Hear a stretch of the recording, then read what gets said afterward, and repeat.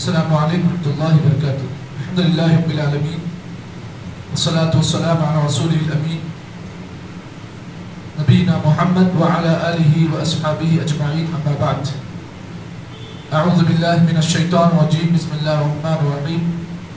قال اللہ عز وجل الرجال قوامون علی النساء بما فضل اللہ بعضهم على بعض وبما انفقوا من اموالهم فالصالحات خانتات حافظات للغيب بما حفظ الله. وأما الأحاديث فمنها عن أبي هريرة رضي الله تعالى عنه قال قال رسول الله صلى الله عليه وسلم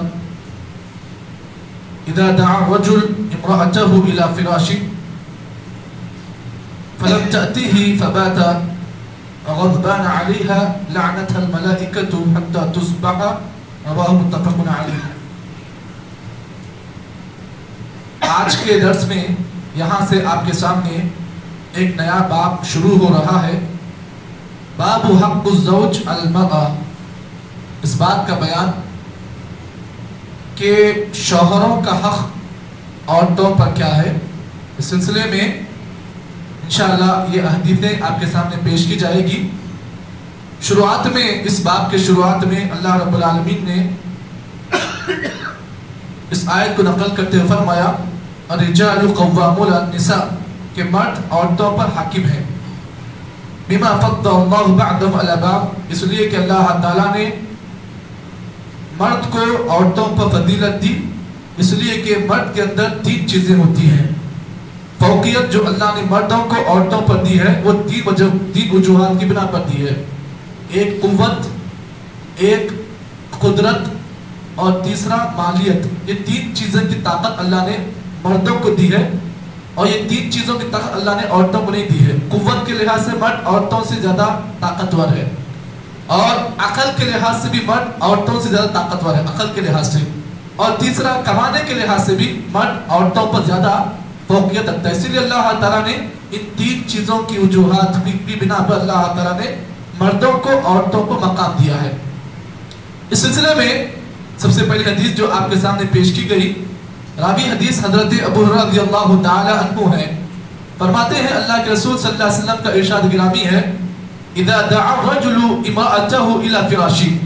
جب بھی کوئی مرد, جب بھی کوئی شوہر اپنی بیوی کو یا اپنی عورت کو بستر پر بلائے یا دعوت دے, فلم تأتیہ, عورت بغیر عذر شرعی, بنا عذر کے اگر اپنے شوہر کے بلانے کو اگر انکار کر دیتی ہے یا شوہر کی بلانے پر بھی شوہر کی بات نہیں مانتی ہے, نبی نے فرمایا فبات غضبان علیہا, وہ عورت جب تک رات گزارتی ہے فرشتے برابر اس عورت پر لعنت کرتے ہیں حتی تصبح, یہاں تک کہ صبح ہو جائے.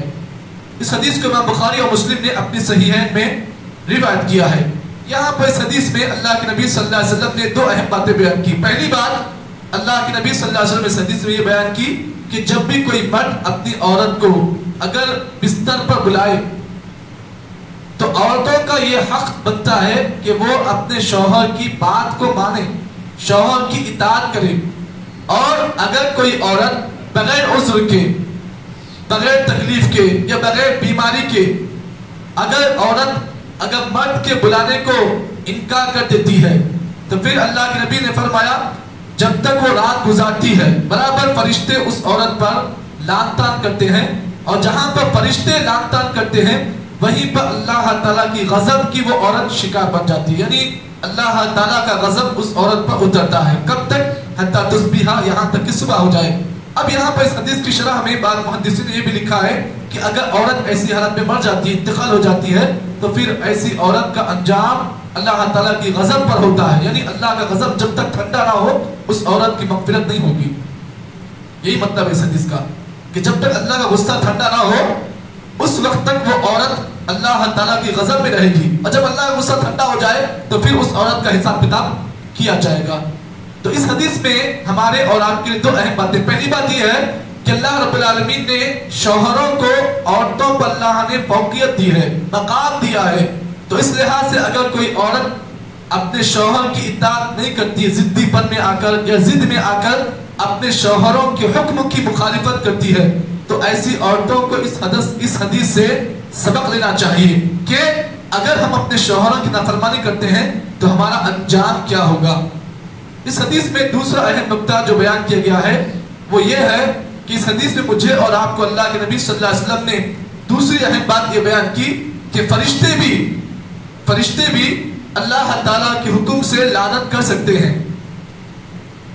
تو ایسی عورتیں جو اپنے شوہروں کے حکم کی مخالفت کرتی ہیں، تو اگر وہ اسی حالت میں زندگی گزارتے ہیں 2 مہینے تک، 3 مہینے تک، اگر ایسے ہی ان کا معاملہ ہوتا ہے تو برابر ایسی عورتیں جو ہیں فرشتوں کی لعنت کے بھی حقدار بن جاتی ہیں اور اللہ تعالیٰ کے غضب کے بھی لعنت کے اور اللہ کے غضب کے مستحق بن جاتے ہیں۔ آگے کی انشاءاللہ اور بھی روایتیں ہیں، انشاءاللہ آپ کے سامنے مسلسل ایسی احادیث پیش کی جائیں گی۔ اللہ تعالیٰ سے دعا ہے کہ اللہ رب العالمین مجھے اور آپ کو جتنی باتیں بیان کی گئی ہیں اللہ تعالیٰ صحیح معنی میں ہم تمام کو سمجھ کر اس پر عمل کرنے کی توفیق عطا فرمائے۔ سبحان اللہ بحمدہ، سبحانک اللہم وبحمدک، نشہد ان لا الہ الا انت، نستغفرک ونتوب الیک۔